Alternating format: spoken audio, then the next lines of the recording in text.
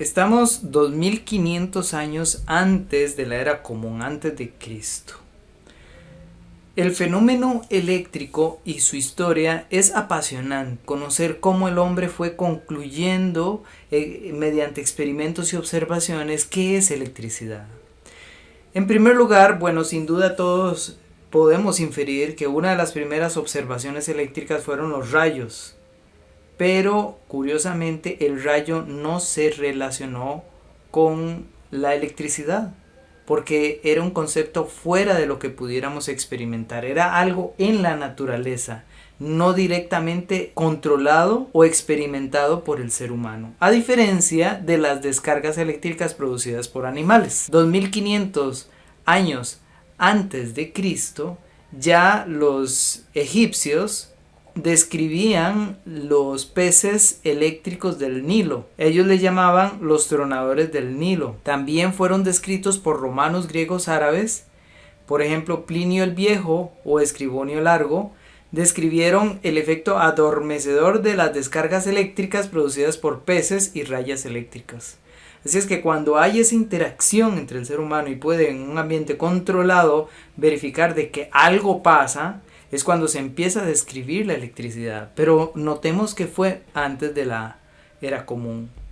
Inclusive sabemos que para el año 600 antes de la era común, Tales de Mileto comprobó que al frotar ámbar, que es resina de árboles, con lana podía traer objetos livianos como plumas o pequeñas hojas. Eso es antes de la era común. Igualmente, Tales de Mileto, para esa misma época, describe la magnetita, y en la crónica de Lushi Chunkyu en 200 antes de la era común, eso es 200 años antes, eso es mucho después de Tales de Mileto, que Tales de Mileto también lo había escrito, pero este chino declara que la piedra de imán hace venir el hierro o lo atrae. O sea, ya había una descripción de las propiedades magnéticas de la magnetita. Y Lung Heng escribió: una piedra de imán atrae a una aguja. Igual también los olmecas en América usaban una barra magnética. Esta fue utilizada más de 1000 años antes del descubrimiento chino como un dispositivo direccional para orientar templos, habitaciones o tumbas. Así es que parece que los olmecas ya conocían mucho antes el magnetismo. Y como veremos más adelante, el magnetismo se relaciona con la electricidad. Vamos más adelante viendo la línea del tiempo. Prestemos atención a la línea del tiempo aquí. Aquí estamos en 600 antes de Cristo.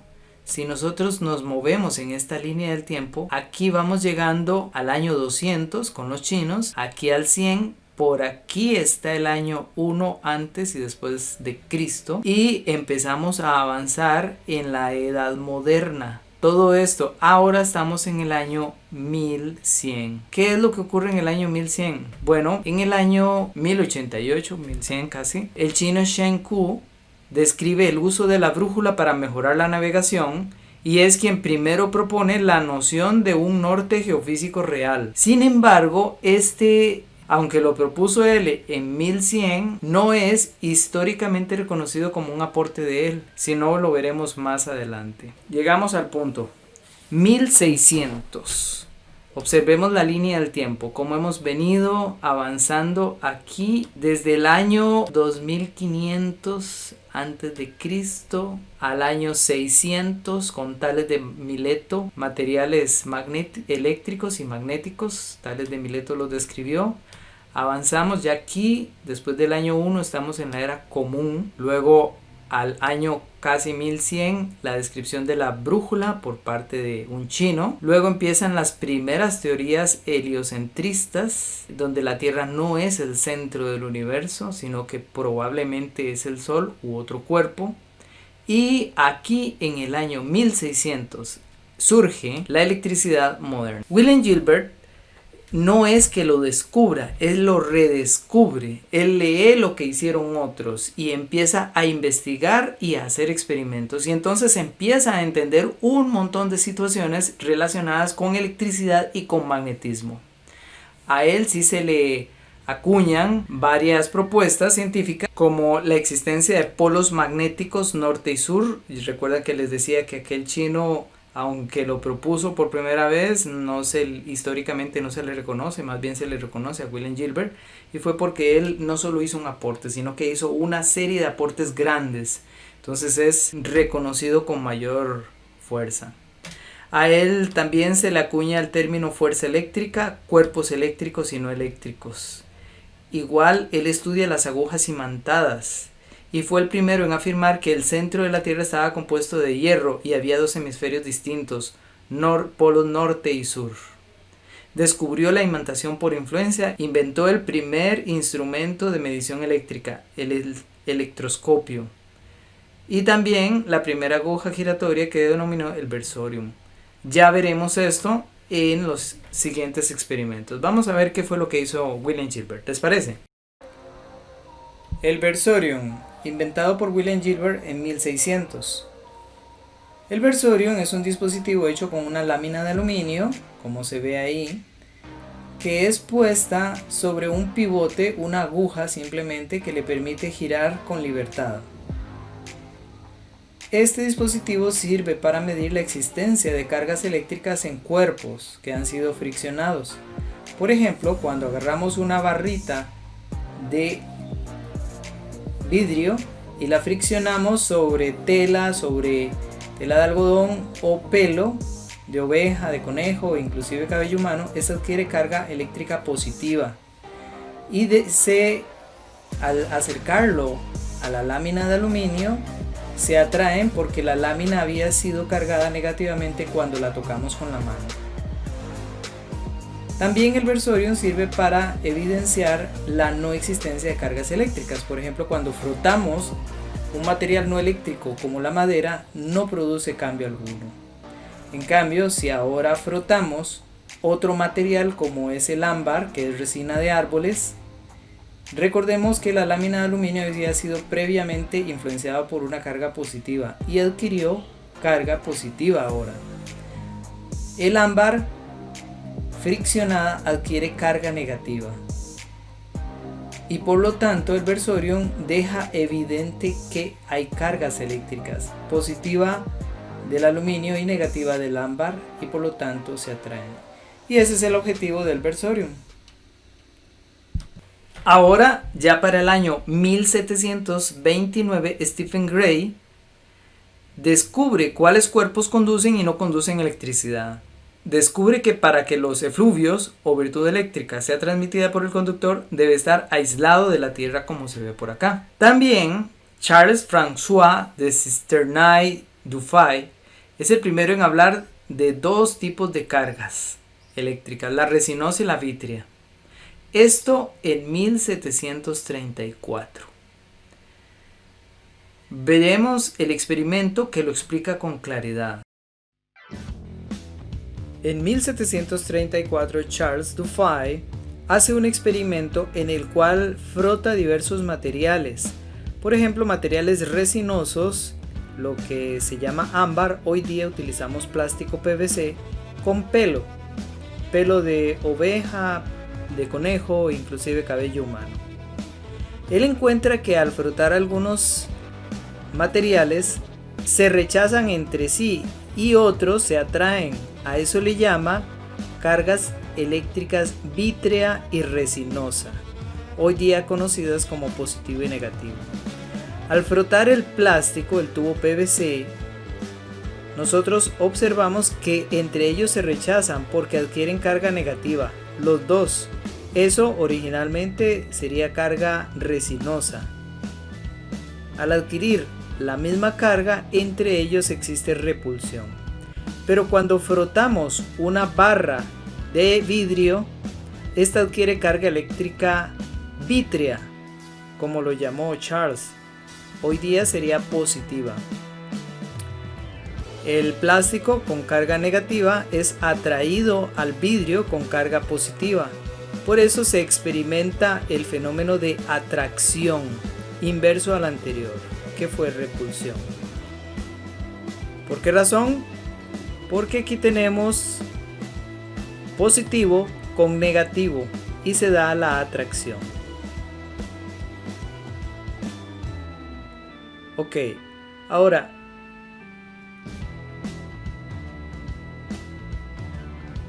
¿Qué ocurre cuando nosotros sustituimos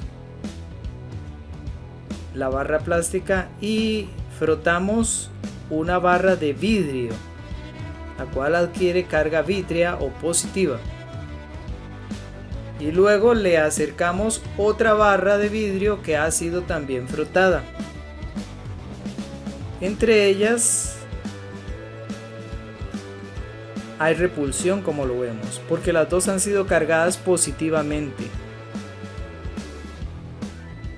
Y si nosotros ahora lo que hacemos es frotar el vidrio que adquiere carga eléctrica positiva con una barra de plástico, la cual adquiere carga eléctrica negativa, entre ellos hay una fuerte atracción por cargas opuestas. El vidrio positivo y el plástico negativo, hay atracción entre ellas. Observemos la línea del tiempo.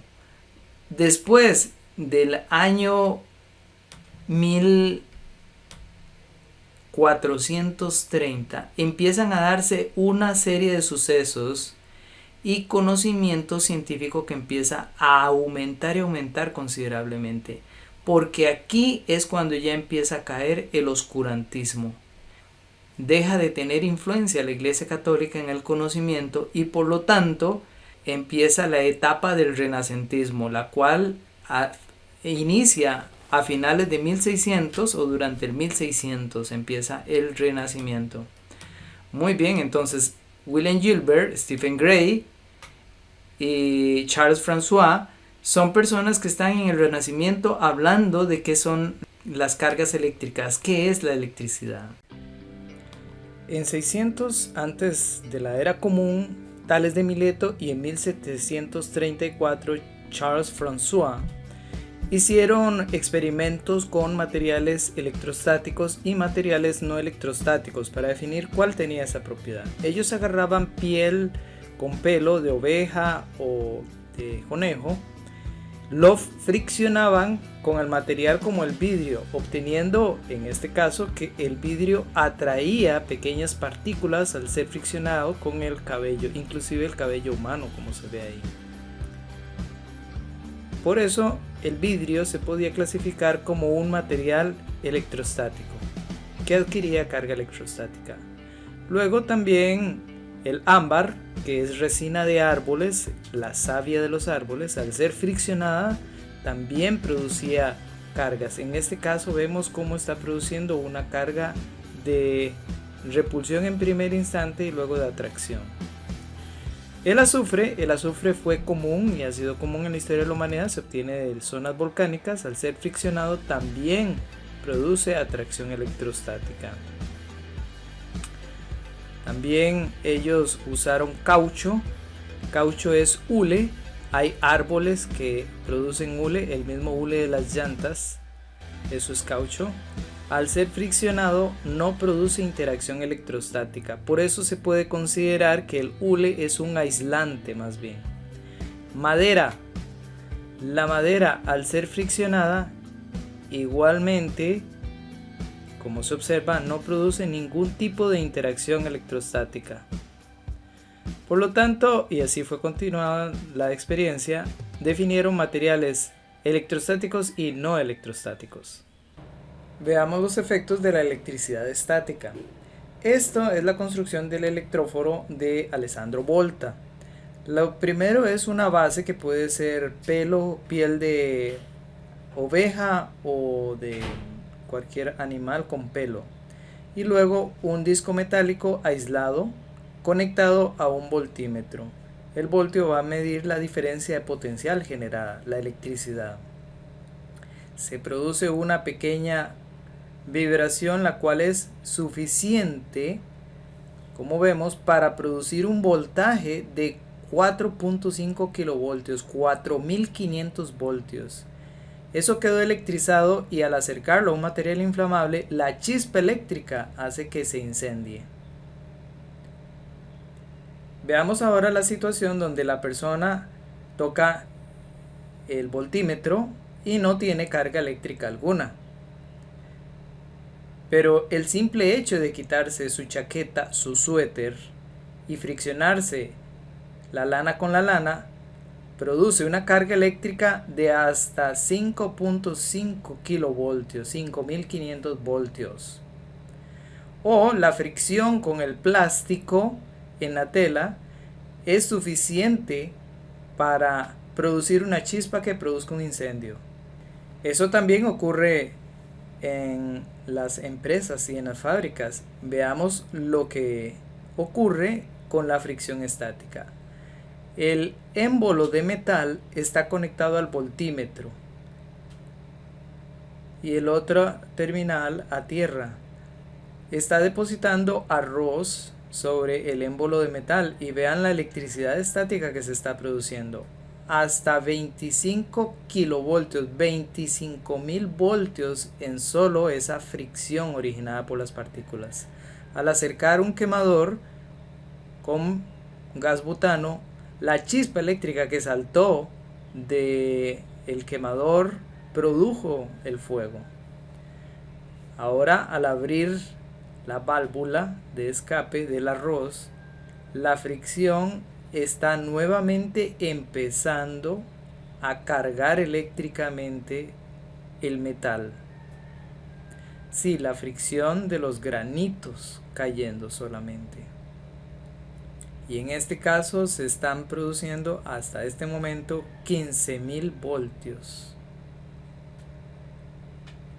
Y llega a un promedio de 18.000 voltios. 18 kilovolts. El problema de la electricidad estática es que, por ejemplo, la fricción puede originar un incendio. Veamos. La muchacha entra a su vehículo tranquila, sale de nuevo y se friccionó.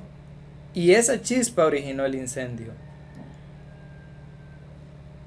Veamos esta situación. El hombre simplemente abre la válvula para dejar caer el líquido inflamable de este recipiente hacia este recipiente. En determinado momento se ha producido tanta electricidad estática que un pequeño movimiento del hombre origina una chispa eléctrica, la cual es suficiente para producir el incendio, y un incendio de grandes proporciones. Fenómenos de electricidad estática lo vemos cuando vamos caminando. Simplemente con el hecho de friccionarnos en una alfombra o friccionar nuestra ropa contra otra ropa, podemos experimentarlo y podemos llegar a cargas de miles de voltios que originen que cuando estamos en contacto con otra persona cargada también salten chispas de nosotros hacia la otra persona, no precisamente por amor, sino por electrostática. Esto se ve frecuentemente cuando nosotros estamos en algún ambiente cargado electrostáticamente y tocamos una perilla. En ese momento salta una chispa desde nuestro cuerpo y sentimos la descarga eléctrica. ¿Se han fijado ustedes que los camiones cisterna tienen una cadena al final que va rozando el piso? ¿Saben para qué es esa cadena? Bueno, tenemos que tener mucho cuidado porque la fricción con el viento y las partículas de polvo origina que el camión se cargue electrostáticamente. La carga negativa del camión será descargada de inmediato en el momento donde esté en contacto con tierra, porque recordamos que hay materiales que son aislantes. El caucho de las llantas es un material aislante, de modo tal que la carga electrostática se mantendrá ahí hasta el momento donde entre a tierra. Por eso le cuelgan una cadenita para que esté constantemente siendo descargado. Y como medida de seguridad, cuando ellos llegan a la estación de descarga, el técnico primero debe conectar a tierra con un cable el camión para que se origine la descarga aquí antes de conectar la tubería a la descarga de gasolina o de cualquier combustible. Es especialmente importante para los técnicos en electrónica tener en cuenta los principios de electrostática. Ellos están continuamente friccionando su cuerpo contra telas, contra alfombras y otros. Por eso, cuando van a trabajar en electrónica, ellos deben de conectarse a centros de descarga eléctrica antes de tocar las piezas electrónicas. Algunos de estos circuitos, con solo que un ser humano los toque y estando cargado los destruirá completamente. Como vemos acá, ellos tienen ese cuidado de estar conectados para no producir descargas electrostáticas en los circuitos electrónicos. Estas son algunas de las aplicaciones, pero sin duda hay muchas. ¿Alguno de ustedes ha pasado debajo de un plástico y se le ha parado el pelo? ¿O ha acercado su mano al televisor, uno de los teles viejos, y se les para el pelo cuando se enciende? De hecho, hasta podrían ver chispas saltando de su mano hacia el televisor viejo. Todos esos son fenómenos electrostáticos de miles de voltios. Ahora, yo sé que la mayor parte de ustedes estará preguntándose, ¿y por qué no me mata si son miles de voltios? Es porque es carga electrostática y en realidad el voltaje no va a matar a una persona. Lo que mata a la persona es el amperaje. Pero eso lo veremos cuando entremos a electricidad dinámica. Primero vamos a pasar a electromagnetismo y luego a electricidad dinámica. Pero todo eso, electromagnetismo y electricidad dinámica, está unido. Bueno chicos, que tengan lindo día.